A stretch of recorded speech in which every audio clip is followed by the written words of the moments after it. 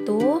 Perkenalkan, nama saya Ami Fidianingsih dengan NIM 1054011041120, kelas 4B, Prodi Pendidikan Guru Sekolah Dasar, Fakultas Keguruan dan Ilmu Pendidikan, Universitas Muhammadiyah Makassar.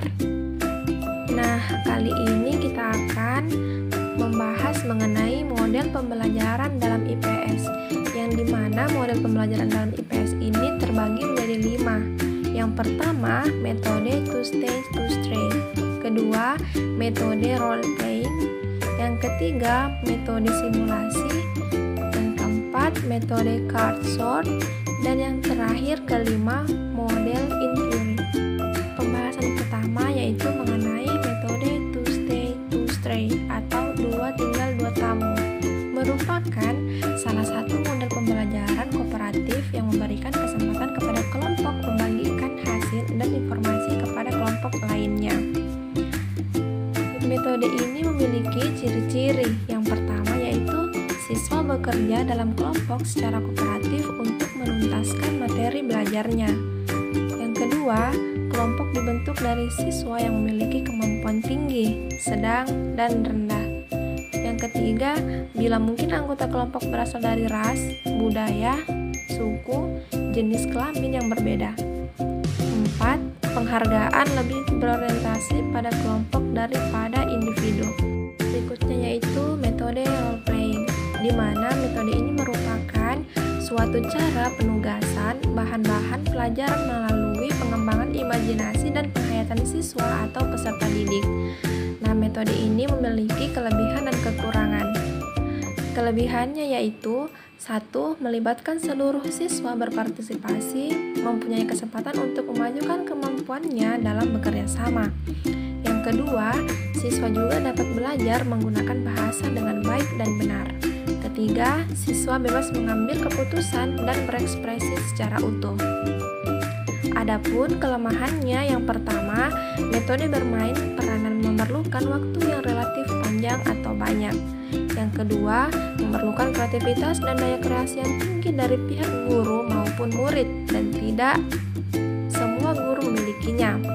Ketiga, kebanyakan siswa yang ditunjuk sebagai pemeran merasa malu untuk memerlukan suatu adegan tertentu. Pembahasan ketiga yaitu metode simulasi, di mana metode simulasi ini berasal dari kata simulate yang berarti pura-pura atau berbuat seolah-olah, atau simulation yang berarti tiruan yang hanya berpura-pura saja. Sebagai metode mengajar, simulasi dapat diartikan sebagai suatu kegiatan yang menggambarkan kejadian atau peristiwa yang sebenarnya. Nah, metode simulasi ini memiliki kelebihan dan kekurangan, di mana kelebihannya itu yang pertama, dapat membangkitkan imajinasi seorang siswa. 2. Membina hubungan komunikatif dan kerjasama dalam kelompok. Ketiga, memupuk keberanian siswa dan pemantapannya dalam penampilan siswa di depan orang banyak.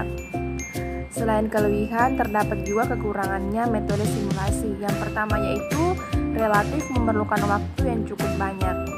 Kedua, sangat bergantung pada aktivitas siswa. Ketiga, cenderung memerlukan pemanfaatan sumber belajar.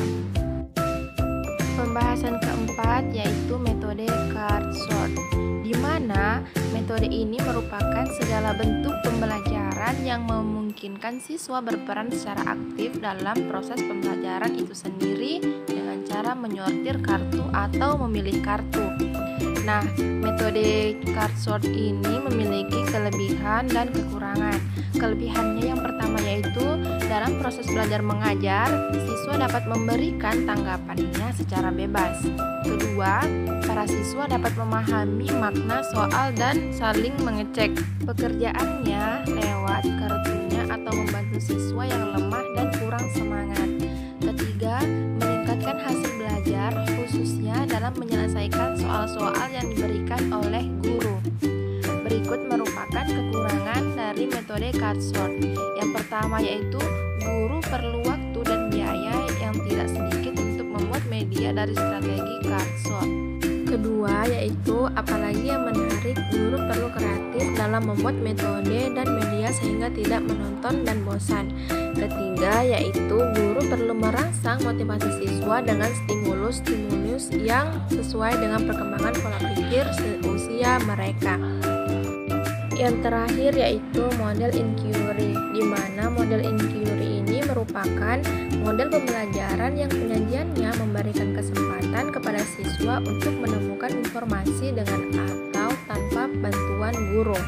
Nah, model inquiry ini adalah rangkaian kegiatan pembelajaran yang menekankan pada proses berpikir secara kritis dan analitis untuk mencari dan menemukan sendiri jawaban dari suatu masalah yang dipertanyakan.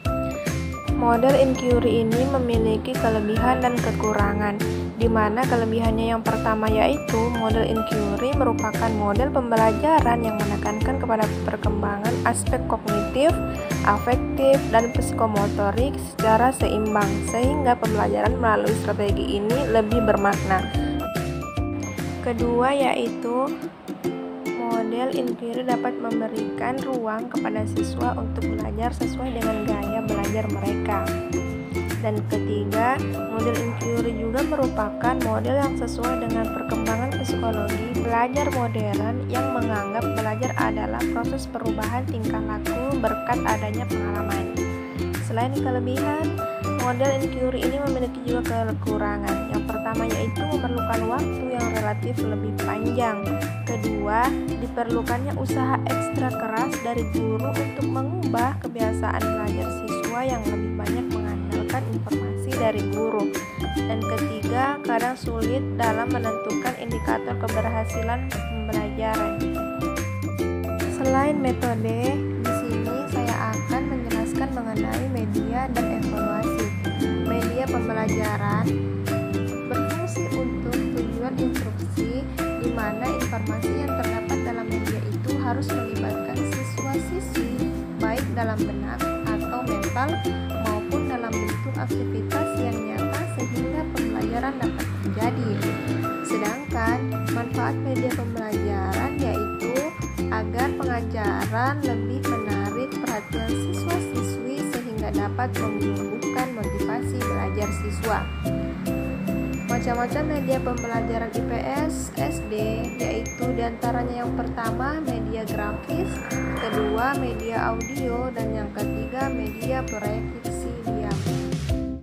Nah, berikut evaluasi pembelajaran merupakan salah satu kegiatan utama yang harus dilakukan dalam kegiatan pendidikan dan pembelajaran. Melalui evaluasi ini, kita akan mengetahui perkembangan hasil belajar inteligensi, bakat khusus, minat, hubungan sosial, sikap, dan kepribadian siswa atau peserta didik, serta keberhasilan sebuah program. Proses evaluasi dilakukan melalui 3 tahap, yaitu yang pertama, tahap perencanaan, kedua, tahap pelaksanaan, dan yang ketiga, tahap pengolahan hasil dan pelaporan. Tujuan dilaksanakannya evaluasi, proses dan hasil pembelajaran adalah untuk mengetahui keefektifan pelaksanaan pembelajaran dan pencapaian hasil pembelajaran oleh setiap peserta didik. Karakteristik dari pendidikan IPS